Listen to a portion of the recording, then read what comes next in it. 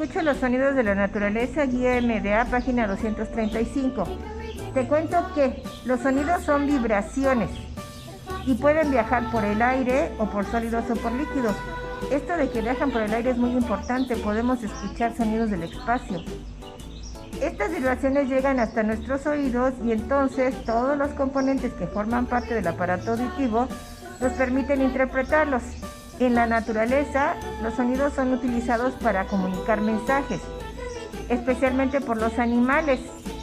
No tienen un lenguaje, pero sí por sonidos van a comunicar un lenguaje, como el canto de las aves, que puede ser para alegrar o puede ser para buscar pareja. El gruñido de un animal molesto da cuenta de su enojo, o el maullido de un gato. Bueno, vamos a ver los diferentes sonidos y qué animal lo produce. El sonido lo produce la abeja y se genera con las vibraciones, y genera vibraciones con el movimiento rápido de sus alas. El relincho, este lo produce el caballo y es para indicar felicidad o también peligro. Se produce por la vibración de cuerdas vocales. El chirriar, este lo hacen los grillos.